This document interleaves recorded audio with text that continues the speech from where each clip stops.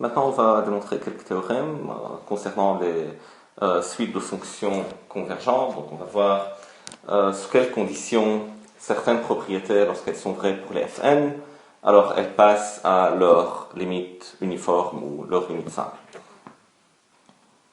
Alors, supposons que on a une suite de fonctions Fn qui convergent uniformément vers une fonction f. Les Fn et f sont définis sur un certain ensemble A.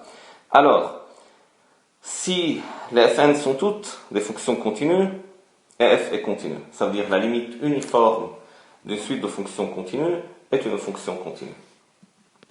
Donc, pour la preuve, je fixe un petit a dans A, dans grand A, je prends un epsilon positif. Il faut démontrer que lorsque x est suffisamment proche de A, alors f de x moins f de A est plus petit que epsilon. Alors d'après la convergence uniforme, on peut trouver n tel que pour tout z dans A, fn de z moins f de z est plus petit que epsilon sur 3. Ça c'est juste la définition de la convergence uniforme lorsque n est suffisamment grand. Alors on a que pour tout élément de l'ensemble de définition, pour tout élément z de l'ensemble de définition, la distance entre fn de z et f de z est plus petit que n'importe quel nombre fixé à l'avance. Ici je prends epsilon sur 3 à la place de epsilon. Donc je me fixe un tel n et j'utilise la continuité de la fonction fn. Alors je peux trouver un delta positif tel que pour tout x dans A, lorsque x moins a est plus petit que delta, alors fn de x moins fn de a est plus petit que epsilon sur 3. Et maintenant, je prends un x dans A qui vérifie que x moins a est plus petit que delta. Alors, qu'est-ce que je peux dire que de f de x moins f de a? F de x moins f de a en valeur absolue, c'est égal à f de x moins fn de x plus fn de x moins fn de a plus fn de a moins f de a. Donc, j'ajoute et je retranche fn de x et fn de a.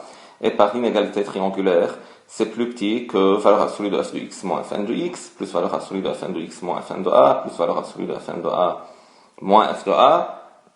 Et ça, c'est inférieur ou égal à epsilon sur 3 plus epsilon sur 3 plus epsilon sur 3. Et ça fait 3 epsilon sur 3, ça veut dire epsilon. Donc on a fait quoi? On a démontré que pour tout a dans A et pour tout epsilon positif, je peux trouver delta tel que pour tout x, à chaque fois que x moins a est plus petit que delta, f de x moins f de a est plus petit que epsilon. Et ça veut dire que pour tout a, la fonction f, qui a la limite uniforme de fn, est continue au point A. Donc d'après la définition de la continuité, f est continue. Un exemple, la suite de fonctions définies par fn de x égale x à la puissance n ne converge pas uniformément sur l'intervalle fermé 0,1. Bon, d'abord il faut voir que cette suite de fonctions converge simplement sur l'intervalle 0,1, je pense qu'on l'a déjà dit. Si je me fixe n'importe quel x, si x est strictement plus petit que 1, plus grand ou égal à 0, la limite de fn de x est égale à 0. Et si x égale 1, la limite de fn de x est égale à 1. Donc j'ai convergence simple vers la fonction qui est entre 0 et 1, c'est la fonction nulle. 0 et 1 ouvert en 1. Et en 1, la fonction est égale à 1. Donc c'est une fonction discontinue. Donc ça c'est l'axe des y, et là c'est l'axe des x. Donc c'est cette fonction-là qui est discontinue, bien sûr, au point 1. Et le théorème précédent nous dit que alors la convergence ne peut pas être uniforme. Pourquoi? Chacune de ces fn-là est une fonction polynomiale. Donc c'est une fonction continue. Si la convergence est uniforme, la limite doit être continue. Mais la limite, c'est une fonction f qui est discontinue. Et donc, la convergence n'est pas uniforme. Un autre théorème, soit pour tout n, fn est une fonction à intervalle i et à valeur dans R ou C, dans K. Supposons que la suite fn converge uniformément vers f, sur i, et soit a un élément de i.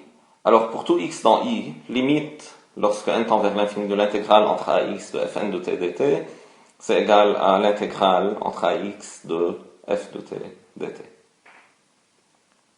C'est-à-dire que lorsque j'intègre une suite de fonctions uniformément convergentes sur un intervalle fermé borné, l'intervalle ax, qu'un intervalle borné, fermé, la fonction est définie sur l'intervalle fermé. Alors, l'intégrale de la limite, Fn c'est la limite, f c'est la limite de Fn. Donc, intégrale de la limite de Fn, c'est égal à la limite de l'intégrale de Fn. Ça veut dire que je peux permuter le signe intégral et le signe limite lorsque 1. L'intervalle est fermé borné, 2. La convergence est uniforme. Et bien sûr, il faut que les fonctions Fn soient intégrables. Je peux supposer qu'elles sont continues ou continues par morceaux, quelque chose comme ça. Pour expliquer ce théorème, je vais l'illustrer graphiquement. Donc f ici sera représenté par cette fonction en rouge, et Fn c'est fonction en bleu.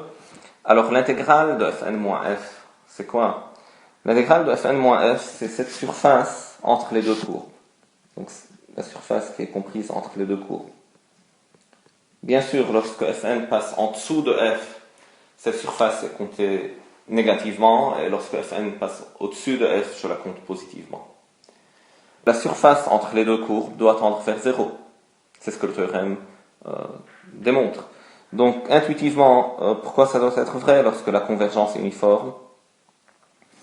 Et lorsque je fais une intégration sur un intervalle fermé borné, l'intervalle AX, disons. On a dit que lorsque la convergence est uniforme, je peux choisir n'importe quel nombre que je veux, nombre très petit, disons epsilon. Et puis je trace f plus epsilon, f moins epsilon, et j'aurai cette bande en vert. Et lorsque n est assez grand, le graphe de Fn va être entièrement inclus dans cette bande. Maintenant, si le graphe de Fn est entièrement inclus dans cette bande, alors la surface comprise entre les deux courbes est inférieure ou égale à la surface de la bande. Mais la surface de la bande, c'est quoi? C'est la largeur de la bande, qui est égale à 2 epsilon, multipliée par la longueur de l'intervalle. La longueur de l'intervalle, sont x moins a, ou ici l'intervalle, bon, n'importe quoi. Donc longueur de l'intervalle. Et comme epsilon peut être choisi arbitrairement petit, ce nombre peut être rendu arbitrairement petit, aussi petit qu'on veut. Donc lorsque n est infiniment grand, lorsque n est très très grand, ceci correspondrait à un epsilon très très petit. Donc à une surface, la surface délimitée entre les deux courbes doit être inférieure ou égale à ce nombre-là qui est 2 epsilon fois un nombre fixé. Donc ça doit être très très petit. Et lorsque n tend vers l'infini, la surface entre les deux courbes doit tendre vers 0. Donc je réénonce le théorème. Alors soit pour tout n, Fn une fonction continue d'intervalle i à valeur dans K, et supposons que la suite Fn converge uniformément vers une fonction f sur i, et soit à un élément de i. Alors on a pour tout x dans i, limite de l'intégrale entre a et x de Fn est égale à l'intégrale entre a et x de la limite de Fn, ça veut dire l'intégrale entre a et x de f. Bon, la preuve,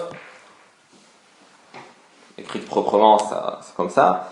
Donc, je calcule la valeur absolue de limite de l'intégrale moins intégrale de la limite. Il faut montrer que lorsque n tend vers l'infini, cette valeur absolue tend vers 0. Donc ça, c'est égal à la valeur absolue de la limite lorsque n tend vers l'infini de l'intégrale de Fn de t moins f de t dt. C'est juste la linéarité de l'intégrale. Et ça, c'est égal à la limite, c'est inférieur ou égal à la limite de l'intégrale entre ax de la valeur absolue de Fn de t moins f de t dt. Ici, on utilise que valeur absolue de l'intégrale d'une fonction inférieure ou égale à l'intégrale de la valeur absolue de la fonction. Donc, c'est comme valeur absolue d'une somme inférieure ou égale à la somme des valeurs absolues. C'est exactement, c'est essentiellement ça. Donc, c'est un fait bien connu. Et maintenant, pour tout t, Fn de t moins f de t est inférieur ou égal au sup de Fn de t moins f de t sur A. Et ça, c'est égal à, ce sup-là, c'est par définition la norme infinie de Fn moins f. C'est le sup de valeur absolue de fn de t moins f de t lorsque t appartient à 1. Donc je peux écrire cette inégalité. Donc le tout devient inférieur ou égal à la limite lorsque n tend vers l'infini de l'intégrale entre a et x de la norme infinie de fn moins f dt. La norme infinie de fn moins f, bien sûr, c'est une constante, ça ne dépend plus de t. Donc cette constante sort à l'extérieur. Et c'est inférieur ou égal à la limite lorsque n tend vers l'infini de la norme infinie de fn moins f fois cette intégrale-là. Maintenant, cette intégrale-là, c'est égal à x moins a. Et x est fixé. A est fixé. X moins a, c'est la longueur de l'intervalle. C'est un nombre donné fixé. Je le multiplie par norme infinie de fn moins f, qui est un nombre qui tend vers 0, justement parce que la convergence est uniforme. Fn converge uniformément vers f. Et la limite, bien sûr, est égale à 0. La limite d'un nombre qui tend vers 0 fois une constante, x moins a, est égale à 0. Un théorème utile, mais qu'on va donner ici sans preuve, c'est le théorème de convergence dominée de Lebesgue. Il dit que, essentiellement, on peut inverser, permuter intégrale et limite, pas seulement lorsque la convergence est uniforme sur un intervalle fermé borné. Il y a d'autres conditions qui peuvent nous permettre de faire ça. Donc, soit I a un intervalle de R et Fn une suite de fonctions intégrales de I à valeur dans R ou C. Supposons que les Fn convergent simplement vers une fonction f sur I.